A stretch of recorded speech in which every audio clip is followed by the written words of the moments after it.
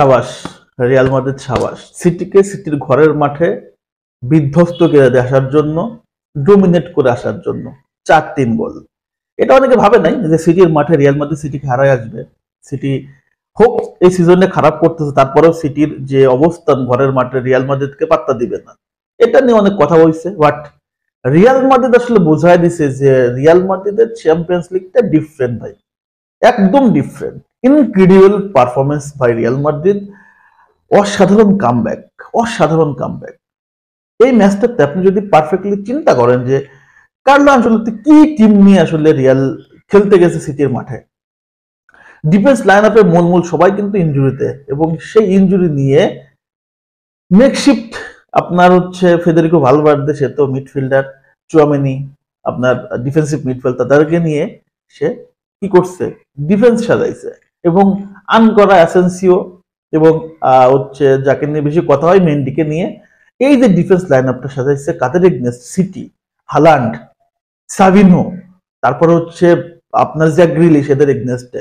But এরা কিছুই করতে পারে নাই, রিয়াল মাদ্রিদের এই ডিফেন্স লাইন আপ ভাঙতে পারে নাই। ফার্স্ট একটা গোল হালান্ডের, এইটা ছাড়া সিটির কোন রকম কোনো আক্রমণ ছিল না, কোনো কিছুই ছিল না মাঠে। টোটাল মাঠে ফুটবলটাকে সিটির এগেইনস্টে ইতিহাস ডোমিনেট করছে Real Madrid. Bellingham, Mbappe, Rodrygo এবং ভিনিসিয়াস জুনিয়র, মাঝখানে কামাভিঙ্গা, দানি সাবাস এবং ডিফেন্স লাইন আপটা তারা সুন্দর করে কি করছে, সার্ভ করে গেছে। এবং এতেই বাজিমাত, দুইবার কামব্যাক এবং শেষ পর্যন্ত রিয়াল মাদ্রিদের জয়। শেষ সময় রিয়াল মাদ্রিদ গোল করবে না, করবে কারা ভাই? 90 মিনিট পরে রিয়াল মাদ্রিদ ছাড়া কারা গোল করবে? এবং সেটাই কিন্তু করছে।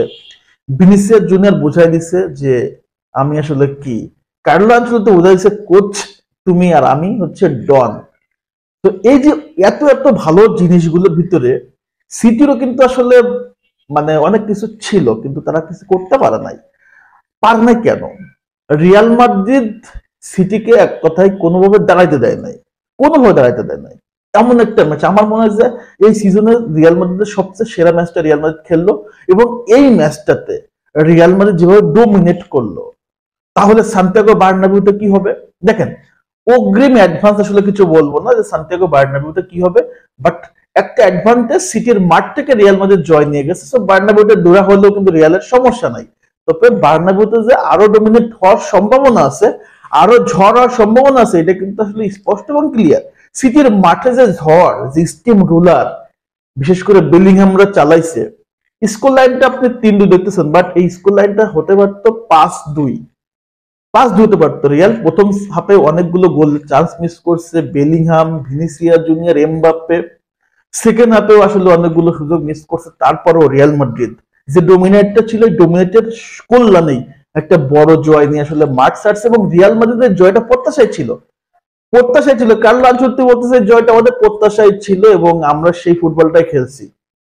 ভিনিসিয়াস জুনিয়র একদম দর্শকদের, সিটিজেন দর্শকদের আসলে তাদের ঘরের মাঠে চুপ করায়, কান্দায় দিয়ে একদম জয় নিয়ে আসছে। এবং ম্যান অফ দ্য ম্যাচ রদ্রির সামনে, যিনি ব্যালেন্ডর জয়ী, তার সামনে তার ঘরের মাঠে তাদের টিমটাকে হারাই দিয়ে আসছে।